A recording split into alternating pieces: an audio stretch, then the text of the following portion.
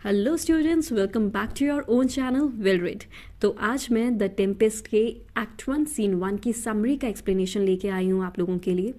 ये explanation start करने से पहले मैं आपको बोलना चाहती हूँ कि अगर आपने इस चैनल को अभी तक सब्सक्राइब नहीं किया है तो प्लीज़ सब्सक्राइब कर लीजिए, बिकॉज मैं इस चैनल पे रेगुलर वीडियोस पोस्ट करने वाली हूँ लिटरेचर से रिलेटेड, एंड बहुत जल्दी आपको और सब्जेक्ट से रिलेटेड वीडियोस भी इस चैनल पे मिल जाएंगी, जिससे आपको स्टडीज़ में काफ़ी हेल्प मिल सकती है।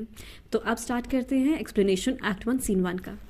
अब ये जो सीन है ये बहुत शॉर्ट सीन है जिसमें सिर्फ 65 लाइन्स है, लेकिन ये सीन बहुत इंपॉर्टेंट है बिकॉज आगे जाके जितने भी प्ले में इवेंट्स होने वाले हैं वो कहीं ना कहीं इसी सीन से रिलेटेड हैं। एंड जो टाइटल है द टेम्पेस्ट, वो भी इसी सीन से टाइटल को सेट किया गया है, बिकॉज टेम्पेस्ट का मतलब ही एक तूफान होता है। और ये जो सीन है जहाँ से ये स्टार्ट होता है, इसकी लोकेशन भी एक शिप है, और एक शिप जो कि सी के बीचों बीच है, और वहाँ पर एक तूफान आ गया है। तो तूफान को ही टेम्पेस्ट बोला जाता है, और वो तूफान सिर्फ एक्ट 1 सीन 1 में ही आपको दिखने वाला है।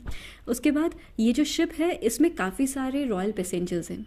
रॉयल पैसेंजर्स में है अलोंसो जो कि किंग है नेपल्स का, सेबेस्टियन अलोंसो का ब्रदर, फर्डिनेंड अलोंसो का सन, एंटोनियो ये प्रेजेंट ड्यूक है मिलान का, गोंजालो एक कोटियर है, और कुछ और भी लोग इनके साथ यहाँ पे प्रेजेंट हैं। ये सारे बहुत इंपॉर्टेंट कैरेक्टर्स हैं प्ले के, और अगर आपको इनके रोल के बारे में ठीक से नहीं पता है अभी तक तो प्लीज़ एक वीडियो मैंने बनाई है डिस्क्रिप्शन पे कैरेक्टर्स के, मेरे चैनल पे आपको वो वीडियो मिल जाएगा। उसका लिंक मैं आपको डिस्क्रिप्शन बॉक्स में दे दूँगी।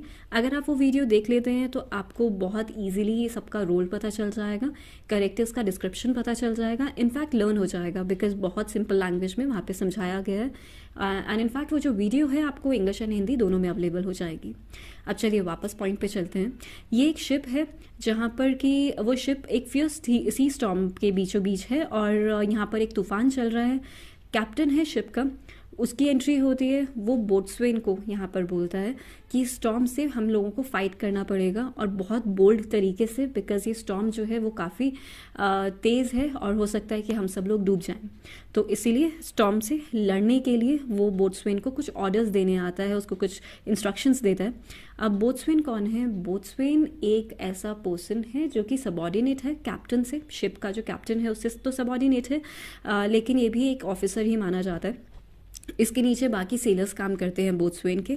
उसके बाद बोट्सवेन जितने सेलर्स हैं उनको डायरेक्शंस दे रहा होता है, जिसमें कि वो उनको बताता है कि किस तरीके से हम शिप को बचा सकते हैं, और उनको इनफैक्ट मोटिवेट करता है, इंस्पायर करता है कि हमें बचना है आज, तो तुम्हें ठीक से काम करना पड़ेगा। और जितने भी रॉयल पैसेंजर्स होते हैं शिप के, वो लोग बहुत ज़्यादा पैनिक हो जाते हैं और उन्हें ऐसा लगता है कि अब वो डूब जाएंगे, तो वो रश करने लगते हैं, अपने कैबिन से बाहर निकलते हैं, शिप्स के कैबिन से, और डेक के पास पहुंच जाते हैं। एंड जो डेक है उसके ऊपर अभी बोट्सवेन और कुछ सेलर्स हैं, एंड बोट्सवेन उनको ऑर्डर्स दे रहा है, उन्हें समझा रहा है। इतनी ही देर में जो अलोंसो है जो कि किंग है नेपल्स का, वो बोट्सवेन से बात करने आता है, लेकिन वो भी बहुत टेंशन में है क्योंकि उसे है कि हम डूब जाएंगे। और साथ ही साथ जो बोट्सवेन है वो अभी इतना ज़्यादा रिस्पेक्ट नहीं दिखा पा रहा है किंग को, क्योंकि जो सर्कमस्टांसेस हैं वो बहुत ट्रबलसम है अभी। बेसिकली वो अभी ऑलरेडी बोट्सवेन भी डर गया है क्योंकि उसे लगता है कि हम डूब जाएंगे अगर हमने ठीक से काम नहीं किया, इसलिए वो अलोंसो को कोई रिस्पेक्ट नहीं दिखा रहा है आज कि वो किंग है, बिकॉज उसे ऐसा लग रहा है कि अभी हम सब लोग एक सेम प्लेटफॉर्म पे हैं, और अगर हम डूबेंगे तो सब भी एक साथ डूब सकते हैं। इसलिए वो जितने भी पैसेंजर्स हैं उन्हें यही बोलता है किंग के साथ कि आप सब लोग अपने कैबिन्स में जाओ और सेलर्स को अपना काम करने दो, बिकॉज उसे ऐसा लगता है कि जो सेलर्स कंसंट्रेट कर रहे हैं अपने काम पे, वो कंसंट्रेट नहीं कर पाएंगे अगर ये लोग उनको बार बार डिस्टर्ब करेंगे और डेक के ऊपर आ जाएंगे। तो बोट्सवेन उन्हें बोलता है कि आप लोग अपने कैबिन्स में वापस जाओ। उसके बाद बोट्सवेन अपने सेलर्स को वापस एक्सप्लेन करने लगता है कि क्या करना है। उतनी ही देर में जब ये लोग वापस जाते हैं, उसमें से 3 लोग, एंटोनियो, सेबेस्टियन और गोंजालो, वापस डेक पे आ जाते हैं फ्यू मिनट्स के बाद ही। और बोट्सवेन अब उन्हें टोटली इग्नोर करता है, बिकॉज उसे ऐसा लगता है कि अगर वो इनके साथ ज़्यादा कम्युनिकेट करेगा तो शायद वो ज़्यादा ध्यान नहीं दे पाएगा अपने सेलर्स पे और शिप डूब सकती है, इसलिए बोट्सवेन उन्हें इग्नोर करने लगता है। एंड एंटोनियो एंड सेबेस्टियन वो इनफैक्ट सेटिस्फाइड नहीं है सेलर्स के अटेम्प्ट से, क्योंकि सेलर्स कोशिश कर रहे हैं शिप को बचाने की, लेकिन एंटोनियो और सेबेस्टियन को लगता है कि इनसे ये नहीं हो पाएगा और इसीलिए वो कर्स करने लगते हैं बोट्समैन को। अब यहाँ पे गोंजालो है जो कि एक ओल्ड कोटियर है, वो थोड़ा वाइस पर्सन दिखाया गया है in comparison to Antonio and Sebastian. तो वो भी इनके साथ डेक पे आ जाता है एंड उसे वो भी बहुत फेयरफुल है, अभी उसे भी बहुत डर लग रहा है कि शिप डूब सकती है और वो भी उसे भी अपना डूबने से डर लग रहा है, लेकिन वो सिचुएशन को थोड़ा सा लाइट करने की कोशिश करता है। उसे लगता है कि मैं सबको काम डाउन करूं और खुद को भी कहीं ना कहीं सेटिस्फाइड करने की कोशिश कर रहा होता है कि हम लोग बच जाएंगे। तो इसी के लिए वो एक रिमार्क पास करता है। वो बोलता है कि बोट्सवेन को जब हम देखते हैं ना, तो उसको बोट्सवेन को देख के ऐसा लगता है कि मे बी इसकी जो डेथ है ना वो ड्राउनिंग से नहीं होगी, वो डूब के नहीं होगी, बल्कि इसकी डेथ हैंगिंग से होगी। और अगर इसकी डेथ हैंगिंग से होगी इसका मतलब है कि हम आज नहीं डूबेंगे, और अगर बोट्सवेन नहीं डूबेगा तो ये शिप भी सेफ़ है और हम लोग भी सेफ़ हैं। लेकिन ये जो रिमार्क होता है गोंजालो का, ये किसी को अपील नहीं करता, बिकॉज सब लोग बहुत टेंशन में हैं, उन्हें ऐसा फील हो रहा है कि शायद वो डूब जाएंगे। तो किसी को भी फ़र्क नहीं पड़ता गोंजालो के इस रिमार्क से। और अपने आप को बचाने के लिए अब पैसेंजर्स को ऐसे लगा कि हमारे पास कोई ऑप्शन नहीं बचा है, तो उन्होंने शिप से जंप करना स्टार्ट कर दिया ओशन के अंदर, सी के अंदर। अब वो लोग बेसिकली जंप कर रहे हैं वहाँ पे गोंजालो, लेकिन लास्ट में जो सीन जहाँ पे एंड होता है वहाँ पर कुछ वर्ड्स बोलता है, the will above be done I would fain die a dry death.